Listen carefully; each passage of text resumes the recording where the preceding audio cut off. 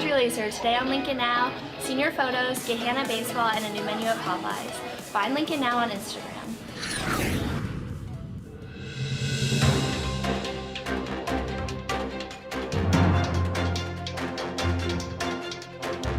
Live from Gahanna, WGLH-TV presents Lincoln Live with Cole Farbizo and RJ Rice.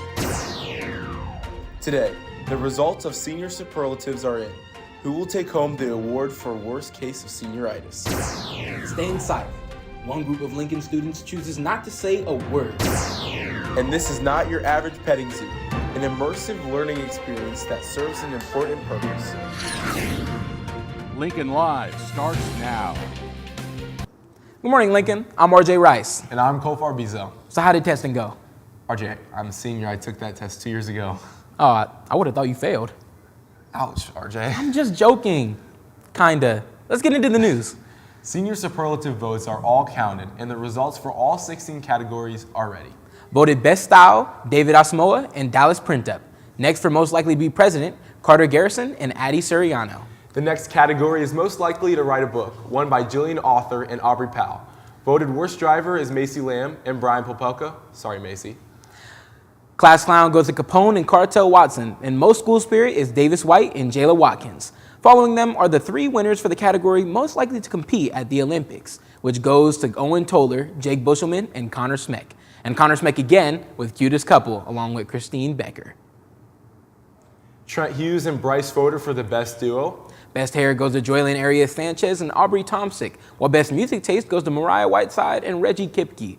Then Tess Francis and Jordan Bryant with the worst case of senioritis. Life of the Party goes to Cartel Watson, Capone Watson, and Drew Perry.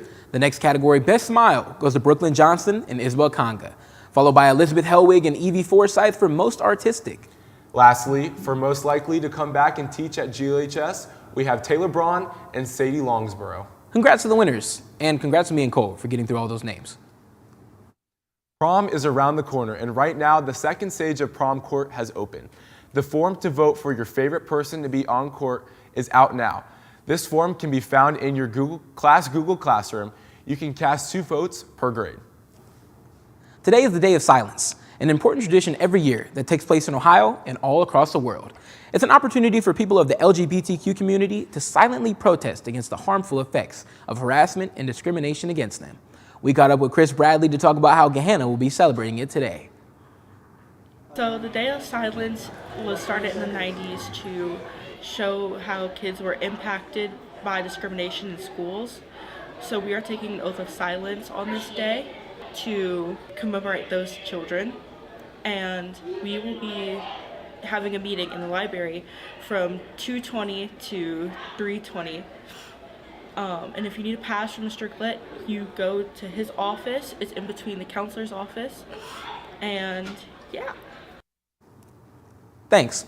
Hey Cole, do you know the difference between alpacas and llamas? No. Well, you see, llamas are actually bigger than their cousins, the alpacas. Okay, why are we talking about alpacas? Well, Learning for Life Farm is a farm out in Johnstown, and they work with a school that educates the neurodivergent youth.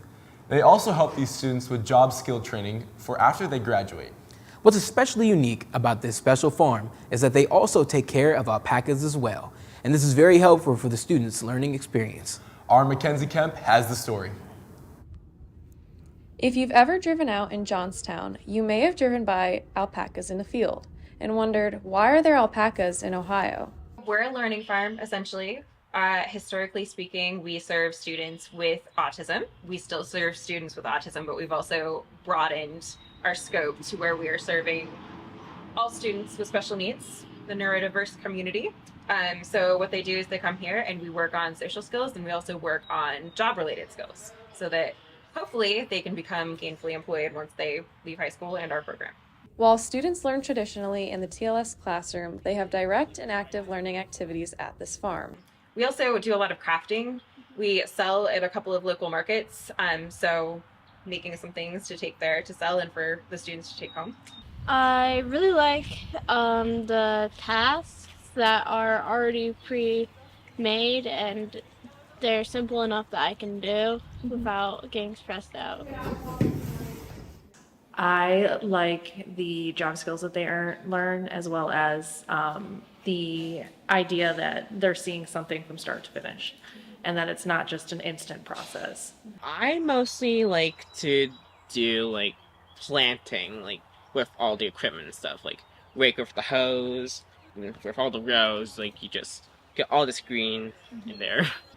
The hands-on learning experience in the garden and with the alpacas is a great addition for the students' growth. We find that kids and people in general are very motivated to do things when animals are involved. So these are animals that cannot take care of themselves. We have to take care of them. So the students enjoy doing that. This is something that it's not just busy work.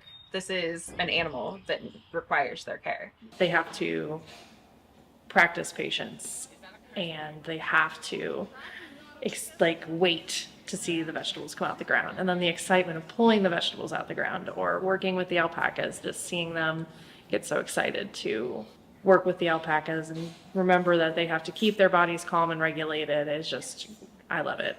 This farm will forever have a positive impact on these students' lives and futures. This is Mackenzie Kemp for Lincoln Live. Thanks, Mackenzie. The spring musical Bright Star is less than 2 weeks away from opening night, and the run crew, which consists of everything from lights to props, has been fully announced. Here's a full list of who has been selected.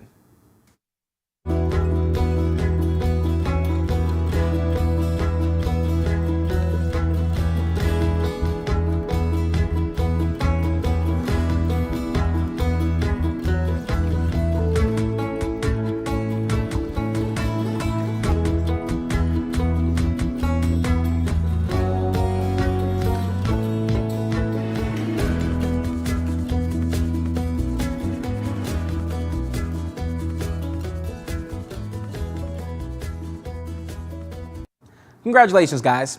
The senior-only teaching professions class is hosting a food drive for Grin. They're collecting canned goods and non-perishables. Drop-off boxes are located around the school and at Clark Hall, and they're accepting donations up until April 25th. We spoke with Senior Ella Fitzer for more information. The senior-only teaching program is doing a fundraiser. It's a food drive through Grin, and we're collecting canned tuna, cream of mushroom soup, noodles, and oatmeal, and everything is due by April 25th, and the boxes are around the high school. Hey RJ, I sense a JV warrior behind me. Who, Hudson? No, the other one. Oh, what's up, Landon? What's going on, guys? On Tuesday night, 20 senior athletes signed to their committed colleges to further their academic and athletic careers. The event was held in Clark Hall, where family and friends gathered to show their support. Athletes from track, cross country, football, volleyball, tennis, baseball, wrestling, and soccer signed to their colleges. Signing day is a huge commitment for student athletes as it marks the next step in their futures. We want to take a moment and salute 2 student journalists from Gahanna Lincoln. They were honored at the Ohio Capital Conference of Journalism night at Hilliard Bradley. Our own executive producer, Maddie White, received the Best Student Journalist Award in the OCC. In addition, yearbook co-editor Ryan Monsef took home the Editorial Leadership and All-Around Excellence Award for his work. Congrats to both Maddie and Ryan, and shout out to Mr. Banks, who served as the MC of the evening. Well, that's all I have for me. Sending it back to RJ and Cole at the news desk. Thanks, Landon. After a rough start to the week for the softball team is looking strong after a win against Westville Central 5-1 last night and 13-9 against New Albany Wednesday night. Grace Miller earned the win in both games for the Lions while only giving up 1 run in each and also hitting a home run. Other key players for the Lions were Kira Bailey and Aubrey Akashaw with 3 hits each, and Adriana Dutton, Gabby Essery each coming in with RBIs to regain the lead in the 6th inning. The Lions have a game tonight against Central Crossing and this weekend in Centerville, so make sure to come out and support. Both the Gahanna boys and girls track teams had a strong showing at yesterday's home meet, which featured a mix of mostly JV and some varsity athletes. The boys dominated with a 77-point win over New Albany and Groveport Madison, while the girls secured a 46-point victory. Varsity runner Hayden Stecklin has more on the meet's highlights and what's ahead for the season. This meet was a little different because we ran in some events we normally wouldn't do, but our goal is always to compete no matter the event. So even though it was a 200 and we're 800 and mile guys, we still just competed the best we could. And looking forward into the season, we're just going to continue to chip away at our times and just put our best foot forward every day.